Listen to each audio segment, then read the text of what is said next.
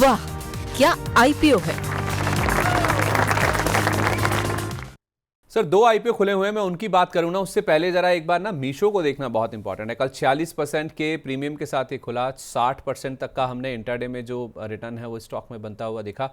तो अब मीशो का आईपीओ देख के ना फिर से एक बार उत्साह, एक बार जो उमंग है ना वो फिर से बढ़ गई है इस पूरे स्पेस में, जहाँ तक आईपीओ मार्केट की बात है। तो 172 रुपये का आज इसने हाई टच किया है। 172 रुपये के आसपास ही अभी भी ट्रेड कर, 170 के आसपास ट्रेड कर, 176-75 का हाई टच किया है। सर जिन्होंने नहीं बुक किया है, अभी भी होल्ड कर रहे हैं, उनको आप क्या सलाह देंगे? सर मीशो में 162 का आपका स्टॉप लॉस बनता है, और चूंकि पॉजिटिव लिस्टिंग है तो जब तक स्टॉप लॉस नहीं ट्रिगर हो रहा या 5 दिन नहीं हो रहे तो होल्ड करना चाहिए। तो 3 to 5 days या 162 का स्टॉप लॉस जो भी पहले आ जाए उसमें अपनी प्रॉफिट बुक करके एग्जिट कर लीजिए, फिर आईपीओ बेस बनने का वेट कीजिए। ठीक है, 162 का स्टॉप लॉस और 4-5 दिन का तो व्यू आपको रखना ही है, जो कि आईपीओ की स्ट्रैटेजी लगातार आपको बताई जाती है।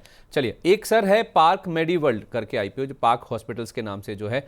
अब दूसरा दिन है इसका आज। पहले दिन ये आधे गुना के आसपास भर चुका है और 920 करोड़ रुपये का इशू है, फ्रेश इशू भी है 770 करोड़ का, ओएफएस का पार्ट भी है। अब इसमें 15 रुपये का ग्रे मार्केट प्रीमियम दिख रहा है सर। 20.5 रुपये का था ये मार्केट, जिस तरह से 2 दिन में करेक्ट हुआ ना सर, उससे थोड़ा ग्रे मार्केट में भी असर हुआ है, सेंटीमेंट खराब हुए हैं। 15.5 रुपये के आसपास का प्रीमियम ग्रे मार्केट दिखा रहा है। इसमें थोड़ा सा आगे बढ़कर लिस्टिंग गेन के लिए सही पैसा लगा सकते हैं। तो देखिए, इसको अगर आपको समझना है तो आपको ज्यादा अच्छा होगा कि आप हमेशा हिस्ट्री पढ़ें ताकि फ्यूचर प्रिडिक्टेबल रहे, क्योंकि फ्यूचर तो वैसे ही अंधेरे में है तो पता नहीं अच्छा है कि बुरा है। आप HCG हेल्थ केयर ग्लोबल का चार्ट पढ़ें। लिस्टिंग हुई थी, लिस्टिंग के बाद छोटा सा बेस बना था 207 पे, वहां से गया 343, फिर 343 से गिर के आया 64 के बाद आईपीओ बेस बना, जो प्रॉपर आईपीओ बेस जिसको कहते हैं वो बना 130 रुपए पे, और 130 रुपए से गया ये 800 रुपए। तो यही चीज पार्क मेडी वर्ल्ड के साथ करना चाहिए कि अपना लिस्टिंग पे 3 से 5 दिन में जो मिल रहा है लेके बेच लीजिए, क्योंकि अल्टीमेटली ऑफिस में मैनेजमेंट बेच रहा है तो कहीं ना कहीं फेयर वैल्यू या नियर फेयर वैल्यू उनको लग रहा है। एग्जैक्ट तो फेयर वैल्यू किसी को नहीं पता होती, नियर फेयर वैल्यू लग रहा है तो बेच के लिस्टिंग करा रहे हैं। डिप पे कहीं मार्केट जब मासेस के बीच में आएगा तो उसको सही वैल्यूएशन मिलेगी। सही वैल्यूएशन क्या है, आईपीओ बेस पे पता चलेगी। तो 3 से 5 दिन लिस्टिंग में लेके निकलिए, आईपीओ बेस बनने का वेट कीजिए, जब भी बने तब फिर स्टॉक में बड़ी मूव प्ले कीजिए।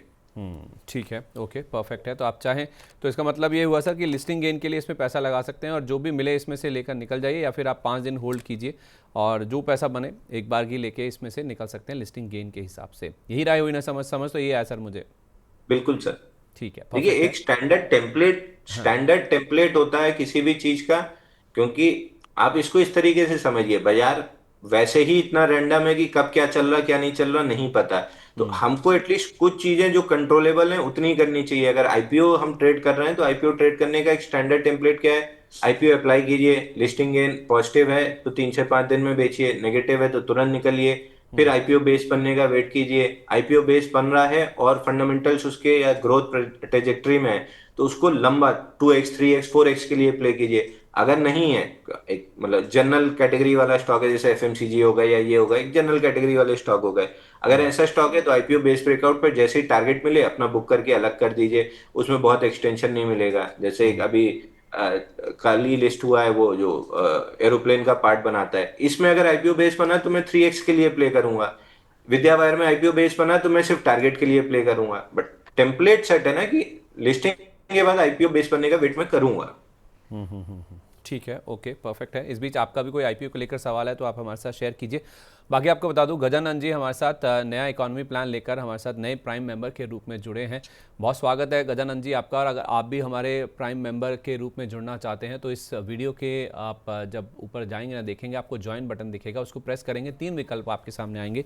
इन तीनों विकल्पों में से जो भी विकल्प आपको ठीक लगे पेमेंट के हिसाब से या आपकी जो भी आपको नॉलेज चाहिए, जो आपको जानकारी चाहिए, उसके हिसाब से प्लान चुनिए, पेमेंट कीजिए, आप हमारे मेंबर बन जाइए। और अगर आपके पास पहले से ही मेंबरशिप है, आप रिज्यूम करना चाहते हैं तो ज्वाइन की जगह आपको रिज्यूम का बटन दिखेगा, कुछ सेट ऑफ इंस्ट्रक्शंस आपको फॉलो करने होंगे, उसके बाद पेमेंट करके आप अपनी मेंबरशिप को रिज्यूम भी करके चल सकते हैं। आप अपने सवाल भेजिए, प्राथमिकता से हम आपके सवाल लेते हैं जो हमारे प्राइम मेंबर के रूप में हमारे साथ जुड़ते हैं। एक वीकेंड पे हम स्पेशल शो भी करते हैं इसी से जुड़ा हुआ, ताकि आपके सवालों को हम एड्रेस कर सकें। दूसरा नाम जो कि सर आईपीओ खुला हुआ है ना, वो है नेफ्रो केयर हेल्थ सर्विसेज का, नेफ्रो प्लस के नाम से आई थिंक इनका एक ब्रांड है। इनका भी दूसरा दिन है। पहले दिन कुछ खास रिस्पॉन्स मिला नहीं है सर, 12% के आसपास ही ये भरा है। 871 करोड़ रुपए का इशू है, इसमें भी ओएफएस का पार्ट बड़ा है, हालांकि 517 करोड़ रुपए का। ग्रे मार्केट में सर कोई उत्साह नहीं है इस आईपीओ को लेकर, 0 रुपीस। फिर भी सर कुछ एडवेंचर करना चाहिए लिस्टिंग गेन के हिसाब से। तो देखिए जिस सेगमेंट में ये काम करते हैं, सेगमेंट में ग्रोथ अपॉर्चुनिटी बहुत अच्छी है डायलिसिस वाले और इसमें, बट अब क्यों मार्केट इसको रेस्पॉन्स नहीं दे रहा है, ये एक पॉसिबल कारण इसका ओएफएस हो सकता है, तो उसकी वजह से शायद मार्केट नहीं दे रहा है। तो मैं इसको लॉन्ग टर्म कैटेगरी में जरूर रखूंगा, सब्जेक्ट टू आईपीओ बेस्ड बने, मैं उसके पहले कतई इंटरेस्टेड नहीं रहूंगा, उसके बाद मैं थोड़ा सा लॉन्ग टर्म के लिए इन्वेस्टेड रहूंगा।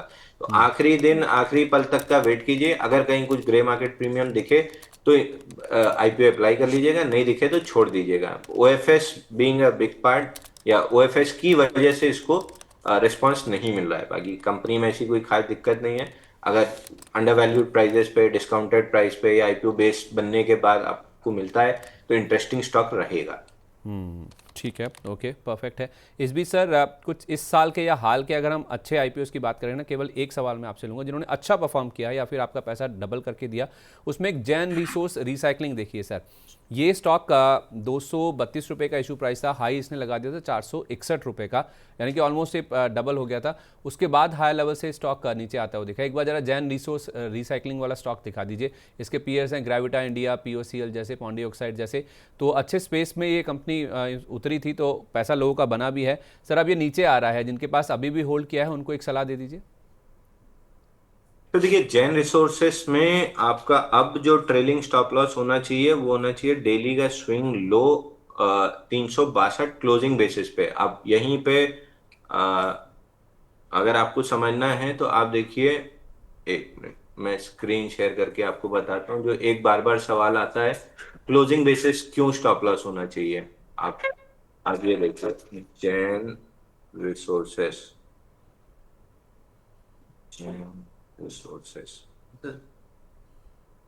देखिए ये आपका ट्रेलिंग स्टॉप लॉस, अगर मेरा चार्ट आप दिखा सकें, ये देखिए ये आपका स्विंग लो था 6 नवंबर का, 6 नवंबर का आपका स्विंग लो था। इस पे आप लाइन मारिए, ये आपका ट्रेलिंग स्टॉप लॉस था। इस दिन क्या हुआ, 5 दिसंबर को जो इंट्राडे स्टॉप लॉस लगा के बैठे, आपका स्टॉप लॉस लिया और बाउंस बैक कर गया। क्लोजिंग बेसिस आपने लगाया होता कि इसके नीचे क्लोज करे तो मैं स्टॉप लॉस काटूंगा, तो आप इस मूव में बच गए होते। ये यहाँ पे दो पॉसिबिलिटी है कि ये स्वीप, अगर ये स्वीप है तो आपका अपसाइड बनता है, अगर ये स्वीप है तो आपका ये अपसाइड बनता है ऑर्डर ब्लॉक 436 रुपए 65 पैसे। अगर ये स्वीप नहीं है, जस्ट अ बाउंस बैक है, तो इवेंचुअली ये इसके नीचे आके क्लोज करेगा।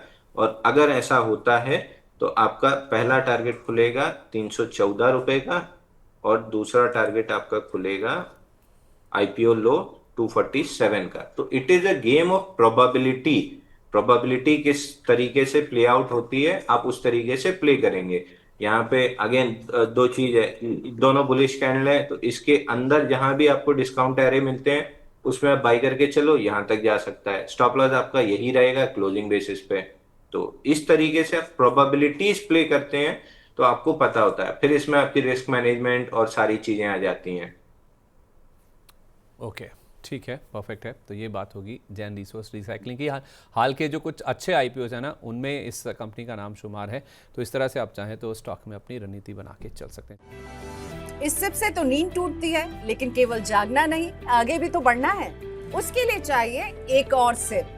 हर महीने छोटी छोटी रकम की इंस्टॉलमेंट यानी सिस्टमैटिक इन्वेस्टमेंट प्लान से शुरू कीजिए निवेश। लेकिन पैसे बढ़ाने वाली कौन सी सिप आपके लिए रहेगी अच्छी? म्यूचुअल फंड सिप से जुड़े हर सवाल का जवाब मेरी सिप मेरा सवाल। सोमवार से शुक्रवार 4 बजे मिलेंगे हम सिर्फ मनी 9 पर।